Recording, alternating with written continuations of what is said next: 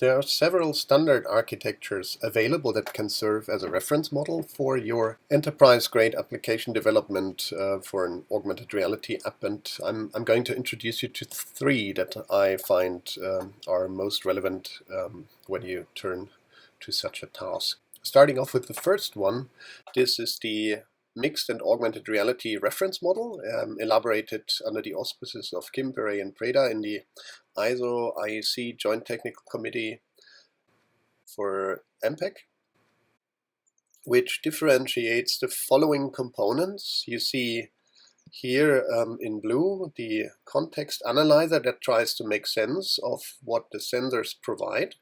The sensors try to assess something in the real world, make that available to a tracker component or a recognizer component, identifying what the actual object, for example, is, and not just the pose, where it is, how it's oriented, and so on. That is then made available to the execution engine, which delivers it out to a display and handles the user input, the user interaction, feeding anything recognized to the event mapper that is responsible for assembling the augmented reality scene in the execution engine. The spatial mapper then brings together the information from the context analyzer and tracking subsystem to make available to the renderer and combine that with the media asset information and data that comes from down here or from some external services. The second framework that I want to familiarize you with is the Augmented Reality Framework, ARF, developed by ETSI under the working group chair Muriel Deschanel, which has a similar grouping, slightly extended though, where we see here on top tracking sensors, processing units, rendering interfaces and interaction interfaces. Quite interestingly, the processing units here are explicitly mentioned, and they are also marked with edge cloud, very low latency, indicating that there are possibilities to offload some of the processing tasks to specifically prepared hardware units in Internet of Things communication in a device, for example, or in similar settings. These four communicate then with the vision engine and the 3D rendering engine. The vision engine is responsible for making sense of the sensor data and doing localization and mapping, so SLAM or scene analysis and so on, which then feeds the pose estimation about where things are and how they look and where the camera stands or the user stands looking through, for example, a pair of smart glasses in an optical see-through that is then rendered by the 3D rendering engine. Interaction could be gesture, vocal, but also eye tracking or gaze tracking. Could also be affective sensors such as galvanic skin resistance that are being used there, or any other biophysical signals that are then triggering some sort of change in the user interaction. What I find also interesting is that it takes stock of the kind of advances in augmented reality that we see more and more interactive content and not just static content, so that there is also state information required. And that is pretty much where we are, I think, right now with augmented reality, that it's no longer just object-centric, but also becoming increasingly interactive. Yeah, world knowledge here is also indicated on the data layer as something that can be provided so that we get information about lighting, occlusion measured planes, and so on and so on. And that is something over the previous architecture that I think complements quite nicely already the achievements that were done there for that 2014 document. Turning to the functional architecture, then we can differentiate even a little bit more complicated picture. So to explain that, we go here from the world capture, where we have that kind of raw sensor information, a little bit refined with positioning, orientation and movement and so on. to the word analysis, which then looks at recognizing and identifying objects, tracking objects, relocalizing, so as to find out where things are after the last frame that we have seen, after the last time we stored data about locational information, is responsible for 3D mapping as well, and that then can of course be stored. So world representation and recognition, object 3D segmentation, scene meshing can be made available to the storage system for world storage. For example, the spatial map can be stored here, or feature data about where specific objects in the real world are. This can then be made available to the scene management, so the pose information that we need for superimposing stuff over trackers, tracked markers, for example, or object IDs recognized. External application support can come in, and when combined with the user interaction, with the 3D gestures, tactile input, biometric input, gaze, voice, and so on, then it becomes possible to react to these events and provide the relevant change information to the rendering engine that then can adapt to different delivery systems, video see-through, optical see-through, projection, or other types of non-visual augmentations, haptics, audio. The list is not endless, but there is more than has been put here on the examples, of course. Performance information needs to be provided back from the rendering engine on demand to allow optimization. Scene representations have to be provided. Down here, the knowledge and data stored in the world storage needs to also be made available to augmented reality authoring tools. So, for example, the 3D world objects that have been stored and recognize the world anchors or the markers, they are then being used in authoring scenes, whereas content export then allows, for example, for preparing assets that then can be made available again, like audio, video, content, object behavior, and so on. Or down here, the authoring allows us to do conversion, optimization, and packaging. Two small examples are provided in the standard document in version 3, and I'll just highlight this to you so you can see here the different stages that we've just seen from the functional view. This is a try before buy scenario, like you would find for the famous, infamous IKEA app that allows you to have a video see-through preview of your living room, and you then can place the new sofa that you're deliberating on buying. That, of course, then has here some asset preparation, and I'm highlighting here that this is only 3D and nothing interactive. That's then piped through here everywhere where the main execution engine then is assembling everything, rendering everything, and delivering it as an output. Whereas in the second example, which is a maintenance support example, the situation is slightly more complex. So, for example, we wouldn't have a mobile phone with video see-through, we would have an optical see-through system that delivers the stuff to the user. Imagine a pair of smart glasses that do that. Certainly, maintenance requires more than just a simple 3D overlay in a scene in your room. It requires interactive content, as you need to go through several stages in maintenance, and I think that's the main highlights of the differences between the scenarios, although there's also a bit different here with regards to senders being available and so on and so on. There's a third, more complicated example in the standard for which we do not have time and space here. The third standard I would like to bring to your attention is the Augmented Reality Learning Experience Model standard from the IEEE. The learning can probably spelled rather small. I believe that this is a fully fledging experience model standard that can also be applied to different situations than just learning and training. that has been edited by me, Perey, and Dargu. It's just this year now, 2020, a fully fledging IEEE standard. It falls into two parts. The first part of the specification is about the activity modeling language, which then references a workplace modeling language.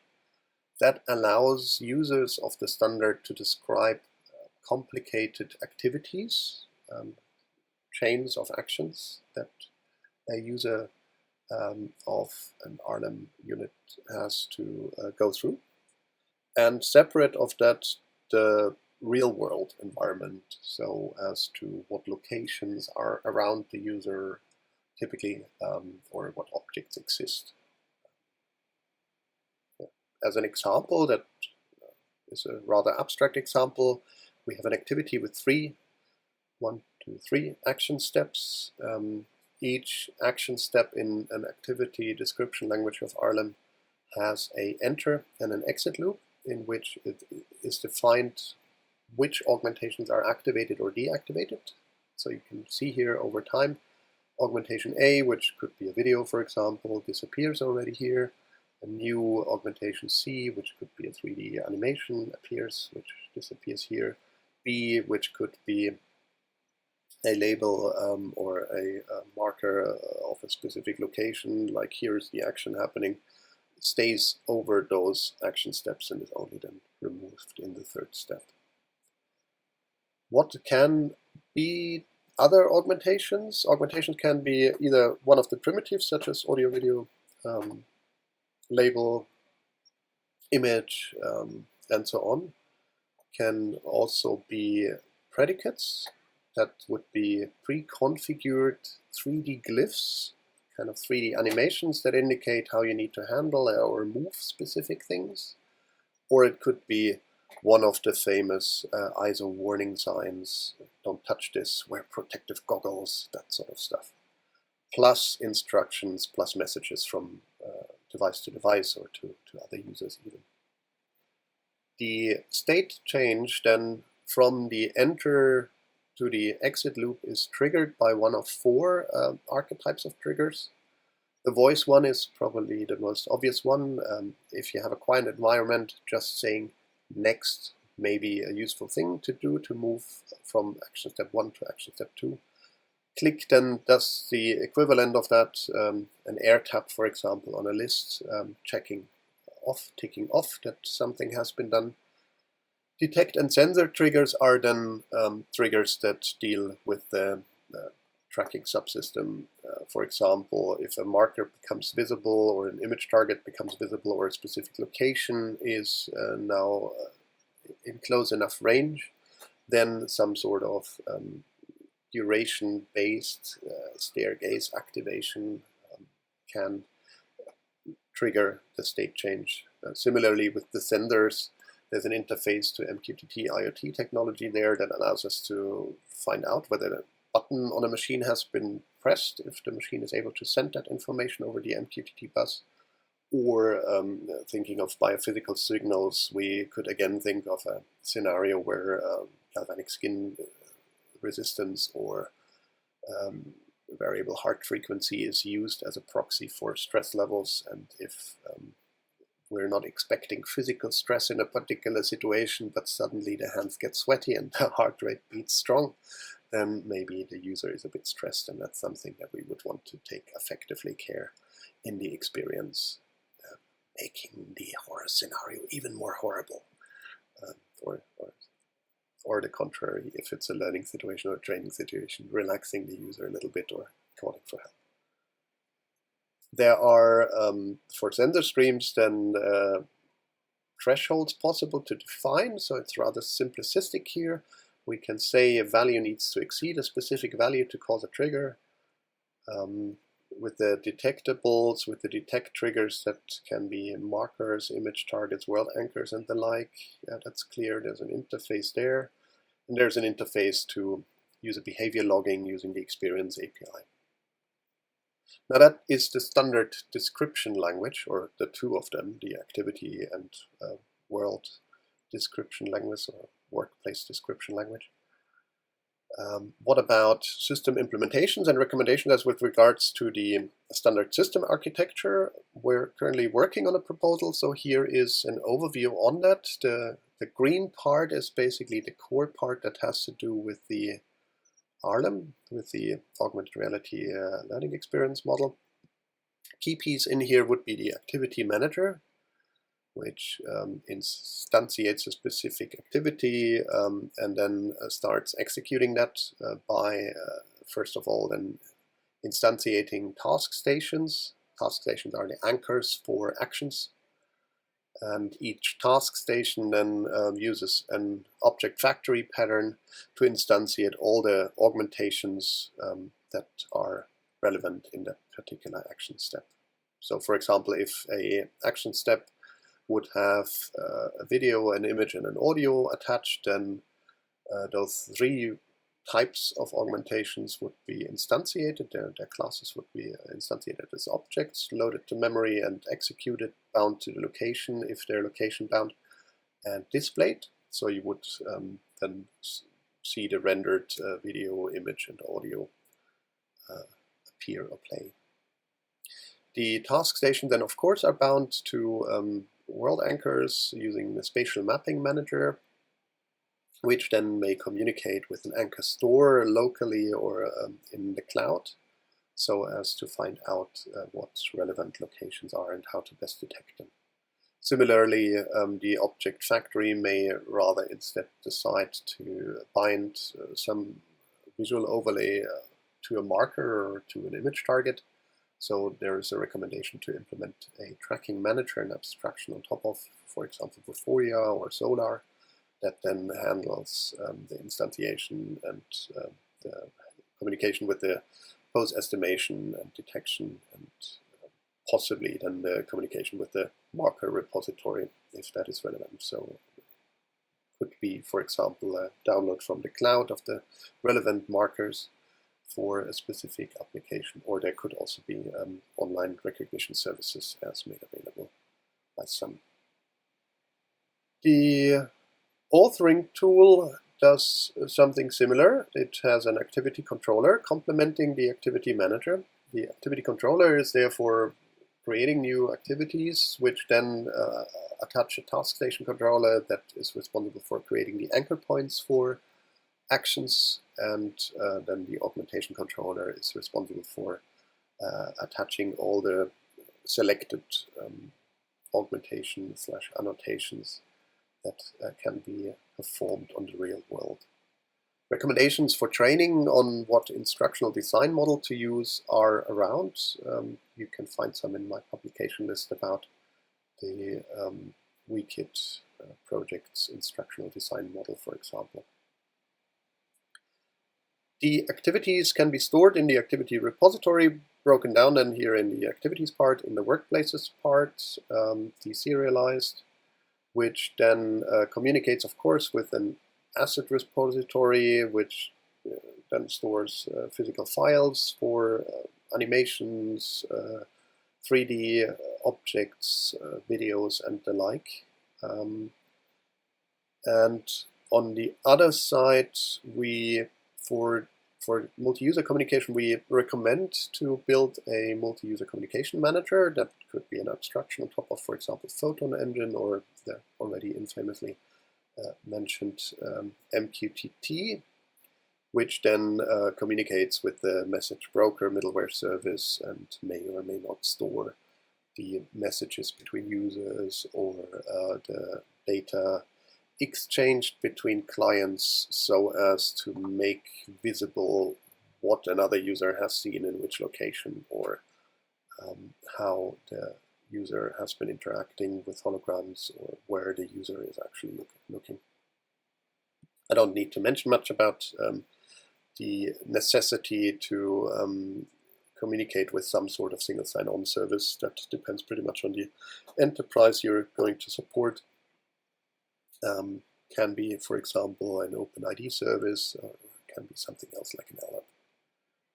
Yeah. On the right-hand side, we see here in light red the Experience API. So that allows us then to set up a learning record store, for example, the Learning Locker, which is a famous implementation, local here from Oxford, from a small company that is really worth supporting. This allows us then to store in a real-time streaming database behavior statements about what the user has been doing. And that allows us then to aggregate this into a performance analytics dashboard, for example, comparing user performance in a specific learning unit with other learners that have been in the situation before. Of course, this is not completely detached. This learning record store is, of course, fed via the Experience API from the Activity Manager or possibly also from augmentation instantiations itself, if we're thinking of some more complicated implementation, such as the infamously complicated video player that might want to indicate different states to the learning record store, like user started playing, user stopped after 3 seconds and never continued, or user actually finished the video. That sort of stuff.